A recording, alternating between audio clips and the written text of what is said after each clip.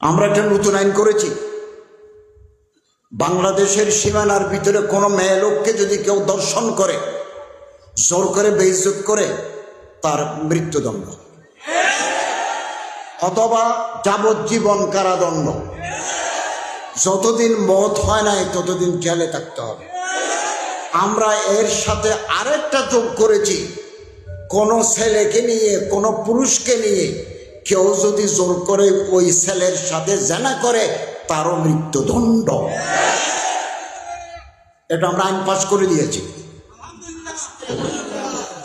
বেরেশ দাড়ি গজায় নাই এরকম কোন ছেলে নিয়ে যদি কেউ বেড়াতে যায়, বিছানাকান্দি, কুয়াকাটা, কক্সবাজার, এবং এই ছেলে যদি অভিযোগ করে I have been insulted, I have been raped, তাহলে আদালতের মাধ্যমে সাক্ষী পাওয়া যেভাবে নিয়ম আছে, নিয়ম মাফিক হয়তো মৃত্যুদণ্ড, না হলে সারা জীবন জেলে থাকতে হবে।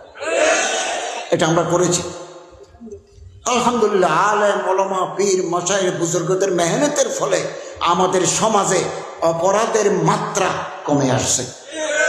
এগুলো আল্লাহর ওলিদের মেহনতের ফল এবং মাশায়েখ এজাম, আল্লাহর ওলিদের, মুহাদ্দিসিনদের, মুফতি সাহেবদের, আলেমদের মেহনতের ফলে সমাজে অপরাধ প্রবণতা আস্তে আস্তে কমে আসছে। মানুষের ভিতরে দিন ঢুকে যাচ্ছে। এই সমস্ত মাদ্রাসা, এই যে দারুস সুন্নাহ হুসাইনিয়ার মতো মাদ্রাসা সিলেটে লাখ লাখ আছে, হাজার হাজার আছে, এগুলো আল্লাহ তাআলার রহমত। এই সমস্ত মাদ্রাসার বরকতে মানুষের মাথায় টুপি আসে, মুখে দাঁড়িয়ে আসে, কলিজার ভিতরে আল্লাহর ডর পয়দা হয়। কিছু দুর্বৃত্ত আছে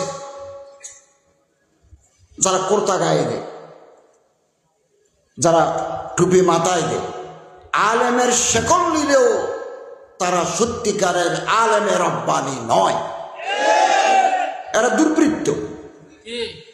দুই একজন মানুষের জন্য কুল জামাতকে আমরা দোষী করতে পারি না। অতএব আসুন আমরা অন্তরের ভিতরে আল্লাহর ডর পয়দা করি, কলিজার ভিতরে আল্লাহর ডর পয়দা করি।